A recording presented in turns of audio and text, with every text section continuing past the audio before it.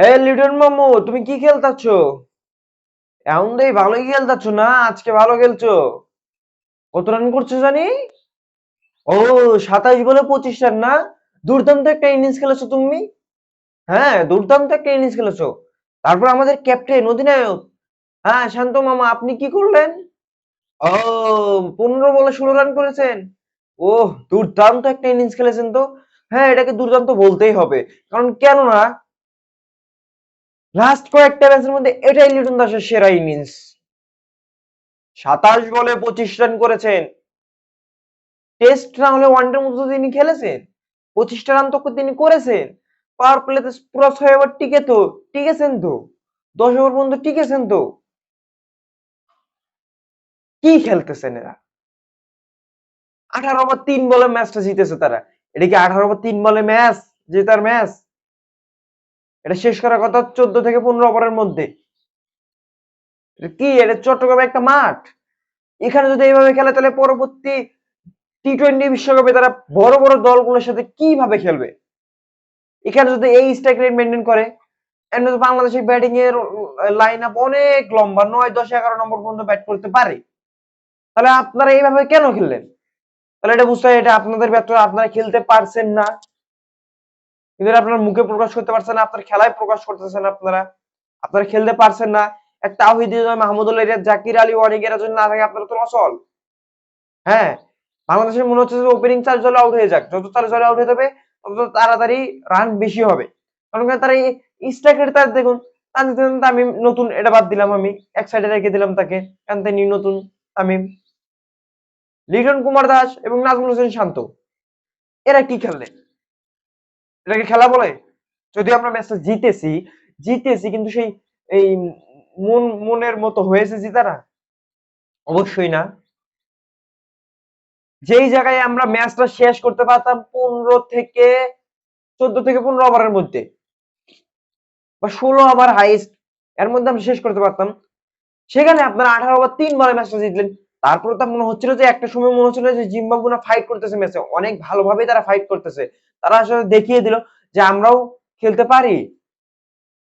দেখুন, যে কোনো একটা ম্যাচে বাংলাদেশ কিন্তু কিন্তু হারিয়ে দিতে পারে জিম্বাবু দল। যেভাবে তারা খেলতেছে, বাংলাদেশি ব্যাটাররা যেভাবে ব্যাট করতেছে, স্ট্রাইক রেট যেভাবে মেনটেন করতেছে, এটা আসলে টি-20 সাথে যায় না। এটা আধুনিক টি-20 সাথে যায় না। আপনি তো এমনিতে টি-20 মতো ব্যাট করেন নাই। আপনি যদি 25 বলে 35 রান, 34 রান, 35 রান করতেন, তাও একটা বলা যেত যে না, ফর্মে ফিরতেছে। আপনি 27 বলে 25 রান করে আবার আউট হয়ে গেলেন। এটা হচ্ছে বাংলাদেশের ব্যাটসম্যানদের একটা বড় সমস্যা। এটা হচ্ছে বাংলাদেশের ব্যাটসম্যানদের জন্য একটা বড় সমস্যা। তারা কি করে? প্রথমে মনে করে যে ঠেকিয়ে ঠেকিয়ে ঠেকিয়ে ঠেকিয়ে ঠেকিয়ে একটু সেটা সেট হই, তারপরে মারা শুরু করবো। কিন্তু দেখা যায় যে তারা 27 28 বলে 30 বলে যখন 20 রান করে 25 রান করে টি-20-তে, হঠাৎ হুট করে আউট হয়ে যায় শর্ট খেলতে গিয়ে। তাদের শর্ট সিলেকশনই ভালো না। তারা কি খেলতে আসছে এখানে? পারভেজ হোসেন ইমন, তারপর ইনামুল হক বিজয়, এদের কি চোখে দেখে না নির্বাচকরা? এদেরকে চোখে দেখে না? কি খেলতেছে এরা? লিটন কুমার দাস কি খেলতেছে? বাহ লিটন দাস, বাহ, আপনি অটো চয়েস, নো টেনশন, আপনি খেলে যান। নাজমুল হোসেন শান্ত ক্যাপ্টেন, বাংলাদেশের মধ্যে সবচেয়ে দ্বিতীয়ত বেতন তার। 8 লক্ষ টাকা তিনি মাসে বেতন পান। 8 লক্ষ টাকা, 3 ফরম্যাটের ক্যাপ্টেন হয়েছেন।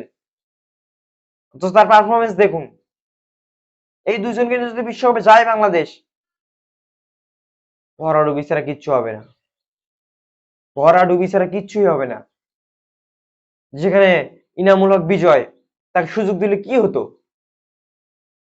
সুযোগ দেন তারা 2টা ম্যাচ, আমি শিওর যে তিনি ভালো না করলেও একদমও খারাপ খেলবেন না এই লিটন দাসের মতো। অন্তত তিনি 35 থেকে 40 রান করে আসবেন, একটা এভারেজে রেখে আসবে। এভাবে খেলবেন না। এর মতো এই লিটন দাসের মতো খেলবেন না। এই নাজমুল হোসেন শান্তর মতো খেলবেন না। এর থেকে তিনি বেটার করবেন। পারভেজ হোসেন ইমন, শামীম পাটোয়ারি কিন্তু হার্ড হিটার, তাকে দলে রাখা হয়নি। কি চমৎকার খেলেছিল বিপিএল এ, গেল বিপিএল এর লাস্ট ম্যাচটাতে কি চমৎকার তিনি খেলেছিলেন। 25 বলে 56 রানের একটা ইনিংস খেলেছিল। এই ইনিংসটা দুর্দান্ত একটা ইনিংস খেলেছিল, চোখে দেখে না নির্বাচকরা। এই লিটন দাস প্রতিভাবান প্লেয়ার, দিচ্ছে প্রতিদান দিচ্ছে, তাকে আর কত সুযোগ দিবে? যেখানে ভারতীয় দলে শুভমান গিল, ঈশান কিষান, দীনেশ কার্তিকের মতো ব্যাটসম্যানরা যখন বাদ পড়ে, লিটন দাস কি, আমি তাকে ছোট করে বলছি না, কিন্তু এই পারফরমেন্স এদের থেকে তো আমি ভাববো যে 7, 8, 10 গুণ বেশি আছে তাদের ভালো পারফরমেন্স, তারপর তাদের ইন্ডিয়া দল জায়গা হয়। আসলে আমাদের তো এরকম প্লেয়ার নাই। আপনি কেন ইনামুল হক বিজয়কে সুযোগ দিচ্ছেন না? কথাটা মাথায় রাখবেন, ইনামুল হক বিজয়কে সুযোগ দিন, লাস্ট 2 ম্যাচে তাকে সুযোগ দেওয়া হোক, বিশ্বকাপে নিয়ে যাওয়া হোক। কারণ এই লিটন দাসকে যদি এইভাবে ওপেনিং এ ব্যাট করতে থাকা লিটন দাসকে যদি আপনাকে 92 রানের স্ট্রাইক রেটে যদি ব্যাট করে, এই লিটন দাসকে আপনি যদি টি-20 বিশ্বকাপে নিয়ে যান, আপনার ভরাডুবি ছাড়া কিচ্ছু হবে না, কিচ্ছুই হবে না, কিচ্ছুই না।